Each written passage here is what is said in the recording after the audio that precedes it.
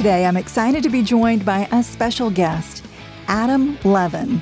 He's a consumer affairs advocate and nationally recognized expert on cybersecurity, identity theft, fraud, and personal finances. He's the author of Swiped: How to Protect Yourself in a World Full of Scammers, Phishers, and Identity Thieves. And he's the host of the podcast, What the Hack with Adam Levin. As you'll hear in today's interview, Adam's mission is educating consumers, businesses, and government agencies about security issues. He graduated from Stanford and the University of Michigan School of Law, and his advice has been featured on most major broadcast and media networks. So if you want to learn more about keeping your money safe, stay with me. Hey friends, welcome back to the Money Girl podcast. I'm Laura Adams, an award-winning author who's been bringing you personal finance tips and advice every week since 2008 with over 41 million downloads. I'm also a money speaker and work with select brands doing on-camera and writing work as a financial spokesperson and consumer advocate. Please reach out if you're interested in collaborating for a speaking event or PR campaign.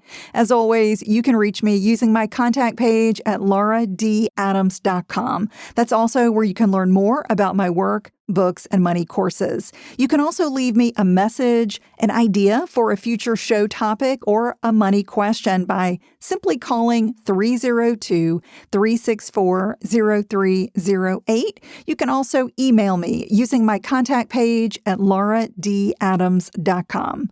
In my interview with Adam, we talk about the cybersecurity trends that are actually allowing criminals to steal your money. Whether the rise of AI is going to help or hurt consumers. We talk about commonly overlooked but quite simple security tips.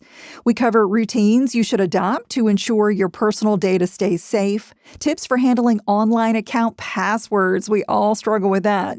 Whether freezing your credit can prevent becoming a fraud victim, what to do if you suspect or know you've been the victim of cybercrime, and much more.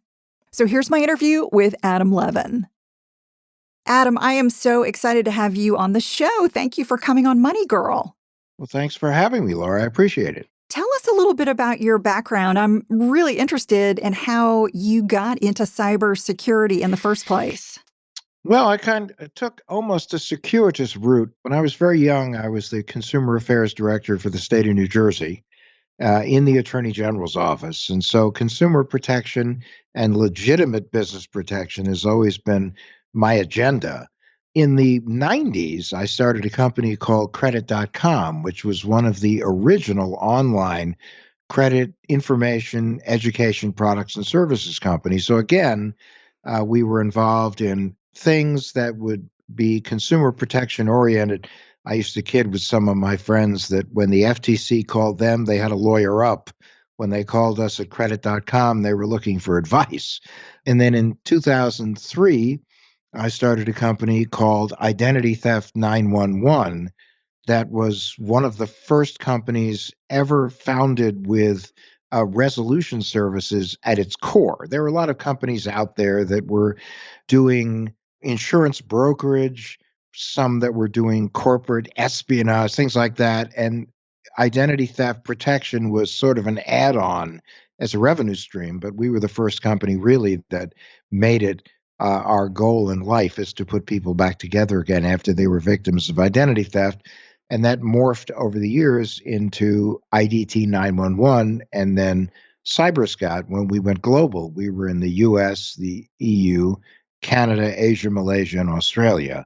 Wow. So you've got a long history in the cyber world, cyber criminal activity. I'm really curious, what's maybe the most shocking or eye-opening incident you've encountered in all that time? There's probably been a bunch of them.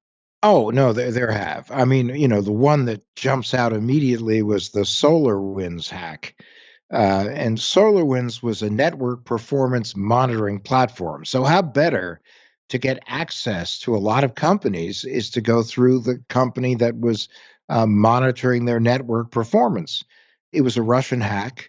They got in. SolarWinds had this incredibly sophisticated password, SolarWinds123.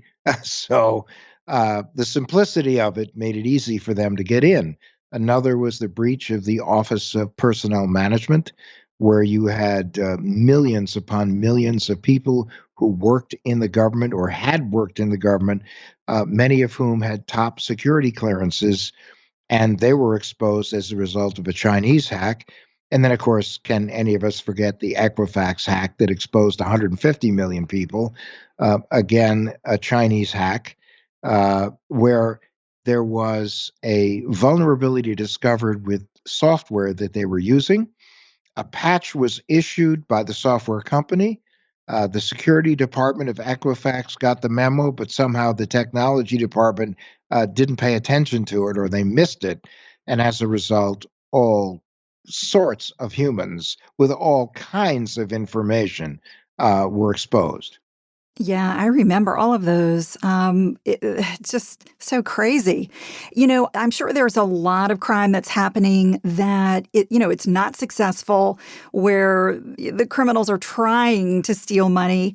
But what's the most common threat we face where criminals are actually stealing money? What is the thing that people who have financial accounts online, what is it that really we need to be aware of in terms of keeping our personal finances safe? Well, the most important thing to remember is that many people will take the position nobody cares about me. I'm just a regular person. Because when you look in the mirror, you see you.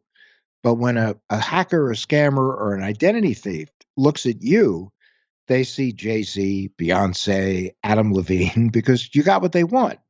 We have data, financial information, and then sometimes it has absolutely nothing to do with us.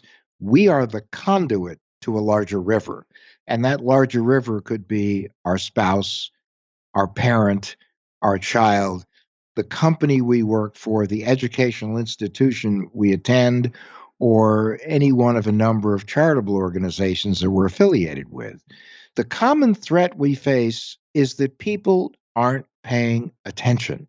And it's so important that you do pay attention, but you don't. Since you're in the money business and money education, finance education, this I think is will resonate. And I call it the three portfolio theory. And that is that when you say the word portfolio, the Pavlovian response of most people is investments. But what we have to remember is we have a number of other portfolios in our lives, and in particular, two that relate directly to our money and our finances, and that is our credit and our identity. And whereas we'd hope that a professional manager would be managing our finances, we need to be the professional managers of our credit and our identity portfolios. We need to build them, nurture them, manage them, and protect them.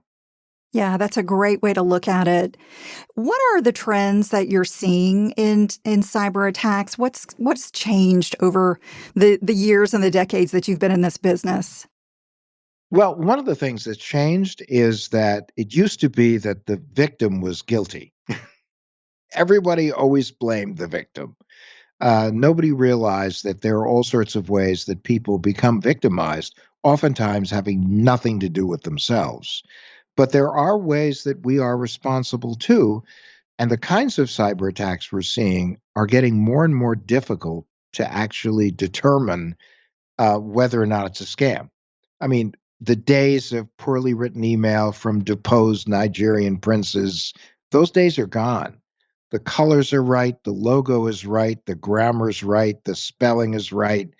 So, between AI written email prompts and increasingly sophisticated cybercrime as service syndicates, in the old days, if you were going to do something as a cyber criminal, you had to be smart, you had to do it yourself.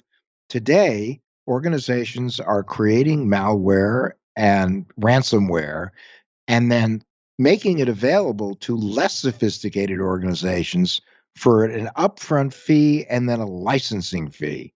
So, like the difference between getting a legitimate email or an attachment or a malicious one, they're harder for people in automated cybersecurity systems alike to be able to identify. Not to mention now deep fake audio and deep fake video. Mm. I still get those old school emails that are like, "Dear sirs, we need money." And it's like, are people really being successful with these? They must be getting some good feedback from it if they're still sending these emails out. It's just crazy. It is. And the other thing which is horrifying is one of the ways that criminal syndicates are raising money now is through these sextortion scams. And, it used to be that they would just be notifying people that they had breached their computer system and they had videos of them going to inappropriate sites. And they had the video not only of the site that they were looking at, but also the response they were having to the site they were looking at. But what's happening now, and it's impacting more and more young people, and young men are the target of a lot of these, is that you'll think you're communicating with a young woman, and it turns out you're actually communicating with a syndicate, and they get you to send a compromising picture and then immediately hit you with a DM telling you that unless you pay them a certain amount of money, they're going to release it. We had an episode on our show not too long ago with the father of a young boy who fell for one of these things, sent them a little bit of money. They kept demanding more and more. He said he was going to commit suicide. They said, go ahead and do it. And he did it. Oh my gosh. I'm such a suspicious person. Like I don't trust people easily, but I know so many people, especially older people, have a tendency just to believe if something is in their email box, if it's online. I've kind of tried to train my mother up for what to click on, what to delete, and she still really struggles with it. Is there anything that we should tell our parents if we're younger or middle age and we're trying to advise some older folks in the family? What are some ways that maybe they can protect themselves, especially if they're dealing with email? Well, one of the other problems too is that when an older person is lonely and they want feedback, when they get feedback from people who seem to be very welcoming and understanding and empathetic, they sometimes fall for it. And it can have horrendous consequences. I mean, we've seen case after case after case with, for instance, romance scams or romance scams tied to cryptocurrency scams, where people start getting close to another person. And that's when they get the ask, which is either send me money, send me a ticket, help me. Message number one should always be never authenticate yourself to anyone who contacts you. Never provide information about your finances or sensitive personal information to anybody that you don't really know. Never send money to anybody that you don't know, regardless of how close that they seem to be getting to you. And, take the Reagan phrase of trust but verify an additional step, which is never trust, always question, always verify. Yeah. Is there any seasonality that we should be aware of? Do we see, more crime around the holidays that we should really be on, watch for some red flags? Well, there are always holiday related crimes, and they really ratchet up, whether it's Thanksgiving, Christmas, Cyber Monday, Black Friday, and then going into Valentine's Day, Easter, and things like that. But the truth is, today, scams operate 24/7, 365. And it's a business. I mean, these folks have customer service departments, they have hours, they actually pay bonuses. I mean, it's amazing. There are buildings all over the world where people come in and there are 3 shifts, 8-hour shifts. They do their thing, they run their scams, and they go. And oftentimes you think you're talking to a person, but you're actually communicating with a team of people, each of whom has a specific script. And sometimes you may get conflicting messages from these people. But yes, there are discount scams and gift card scams and package delivery scams, technology scams, health related scams, job scams, you name it. There's a scam. Not to mention the fact now with the whole issue of student debt forgiveness, there are all sorts of scams springing up. And there are scams that are based on scams that already happened to you, which is we understand the fact that you've been a victim of such and such a scam, but we can help you. Wow, the scam layers. uh, Absolutely. Very scary.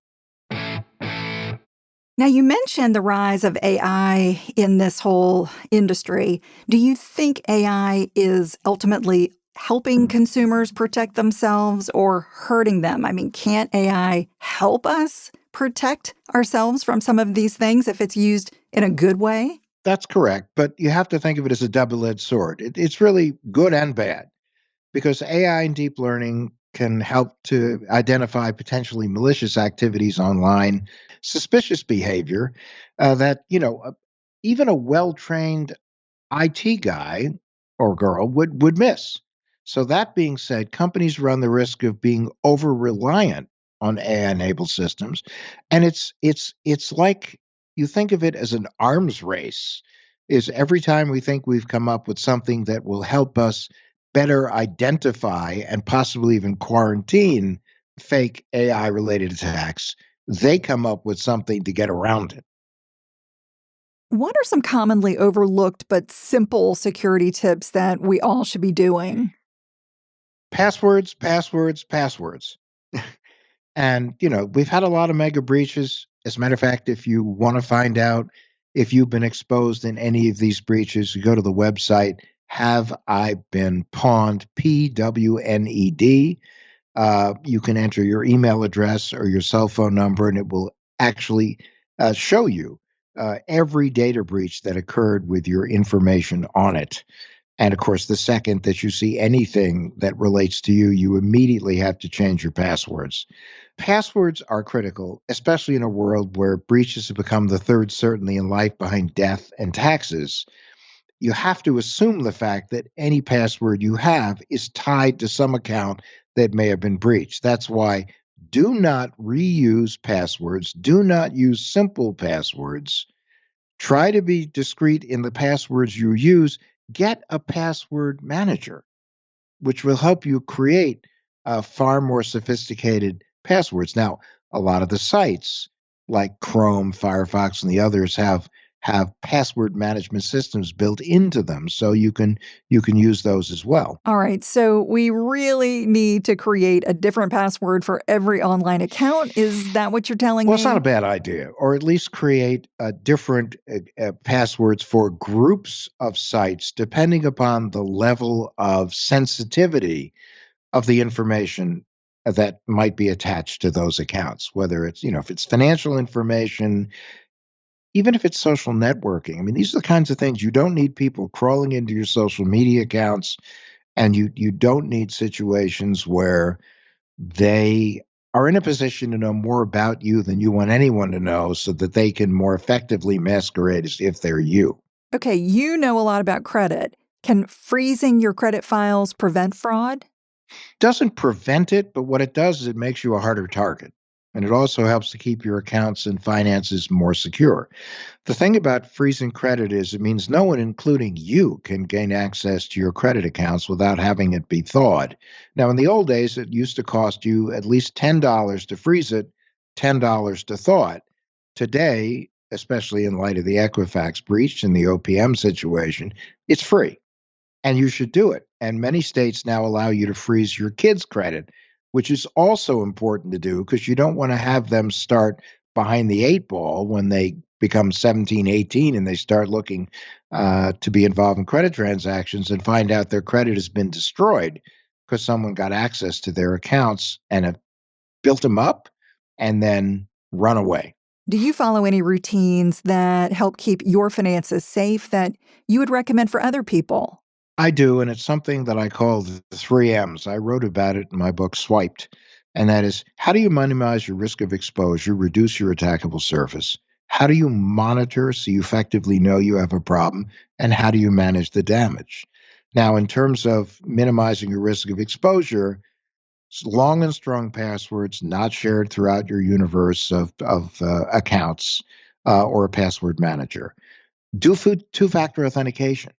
This way, you know if someone is attempting to crawl into your accounts and you can do something about it. You don't click on links or open in attachments that aren't something that looks right. And even sometimes, if it does look right, it may not be right. And the problem is, you may get a referral from a friend who goes, "Ah, I just saw this thing. This is really great. You need to see it." Or, horrible things are happening in the world. This just happened. Check it out. And it could be that they didn't realize that the link they had was infected. So you have to be careful with that. It's very important that when you set up questions and answers as part of your security questions and answers routine, lie like a superhero. Oh, I love that. Superman is not going to tell anybody that he's Clark Kent, vice versa, nor is Batman going to tell you he's Bruce Wayne. And the problem is, the reason why you need to do this is because so much of our information is available online, either because we posted it or someone we know posted it. Right. Yeah, they can figure out your mother's maiden name or something that's pretty public. Yeah, that's a great idea. Absolutely. Plus, also, don't download apps just because they seem like the newest, coolest thing. I mean, read privacy policies. Nobody does, but you should try to. Read reviews, because if somebody feels that they have been done wrong by an app, they're going to get loud about it. And the other thing is, only go to legitimate app stores. I mean, you may see a lot of apps out there, but as I like to say, if you don't want remorse, go to the source, which means go to Apple, go to Google Play, or if it's an app related to a financial institution, make sure you're on the site of that financial institution and they direct you to where you can get the app. So do that, freeze your credit, and then don't underestimate the humble shredder. You would be surprised at the information that people just throw away. So that's the first M. The second M, monitor. Get your credit report and read it. And if you see something that doesn't look right, don't think it's a mistake. Do something about it. Monitor your credit scores. Sign up for transaction alerts from your banks and credit card companies that notify you anytime there's activity in your accounts. When you get a notice from your health insurer, read it and make sure that it was really you. You'd be surprised. Also, get more sophisticated forms of monitoring programs, which are available, that monitor your identity, that are dark web monitoring, that monitor your social security number. And then the final M is manage the damage. Don't try to do it yourself. And a lot of people don't realize that now, through your insurance company, many financial institutions, or where you work, there are programs available to help you through identity incidents. Many times it's a perk of your relationship with the institution. Many times it's deeply discounted. Sometimes it's not. But look into that, because trust me, whatever it costs you to get these kinds of identity protection programs is nothing compared to what it's going to cost you in time, money, and emotional tumult if you become a victim of some form of identity theft. Yeah, that's really good advice.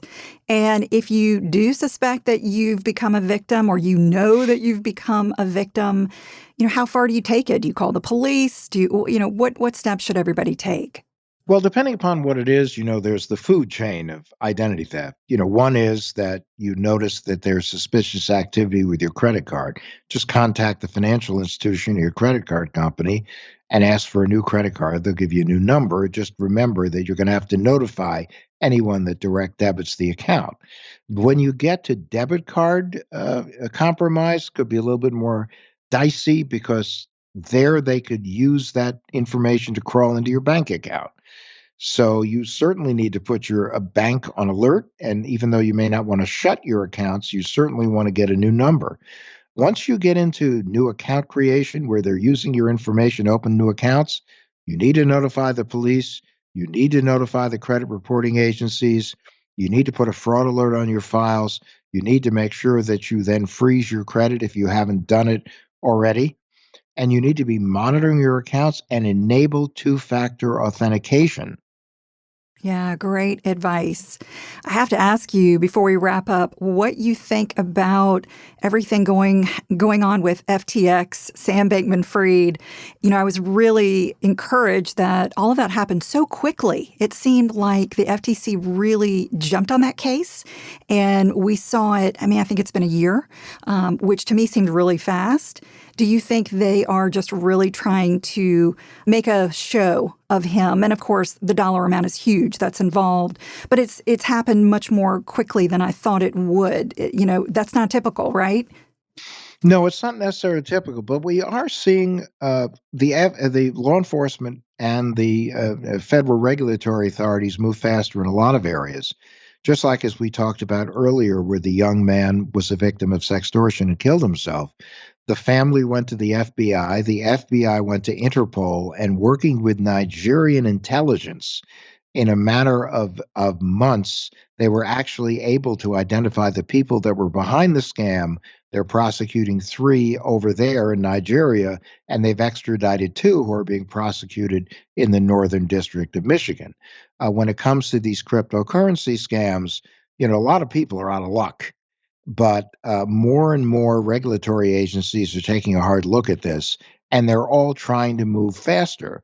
Even in the case of one of the companies that got involved in a big breach, they went after the chief information security officer. They went after the company, and they're now the SEC's going after them for fraud. So, federal regulatory agencies, state agencies, and even foreign regulatory agencies and law enforcement agencies are now teaming up to do this, but it's very tough, and people have to understand that at the end of the day, the ultimate guardian of your data and your money is you. That's Because right. nobody knows what you do better than you know what you're doing, even though you may not know exactly what you're doing, and you have to act accordingly.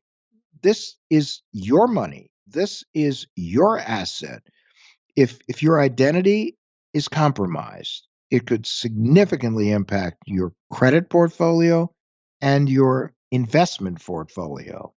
And if your credit's compromised, it could, at the very least, affect your financial portfolio. So, therefore, you have to be the professional manager of your credit and your identity, and you have to stay on it every day. This is not something like I'll check my accounts at the end of the month. No, you have to have monitoring programs. You have to be looking at your accounts on a daily basis, even for a few minutes, and look at that in comparison to the amount of time you spend doing email and you're on social media, and realize it's a way better investment of your time. Absolutely. Adam, thank you so much. I really appreciate all this great information, great reminders for everyone. Super important. As we leave, would you like to point our listeners to any resources you might have? Yeah, well, adamlevin.com, we have a lot of information that can help people. The Loudtree Media account, where we do our podcast, What the Hack, is someplace where you have a lot of information available. Our podcasts certainly have that information. And the final note that I would leave with you is we all have day jobs. We work for people, we run businesses, we're raising families, we're getting an education, we're involved in philanthropic activities. That's our day job. To a hacker, a scammer, or an identity thief, we are their day job. And we have to keep that in mind in everything we do. Thank you so much. Really appreciate your time. No, it's been my pleasure, and thank you so much for inviting me. A big thanks to Adam for joining me on today's show. That's all for now. I'll talk to you next week. Until then, here's to living a richer life. Money Girl is a quick and dirty tips podcast. It's audio engineered by Steve Rickyberg. Our director of podcast is Brandon Gatechus. Our digital operations specialist is Holly Hutchins. Our advertising operations specialist is Morgan Christensen. And our marketing and publicity associate is Davina Tomlin.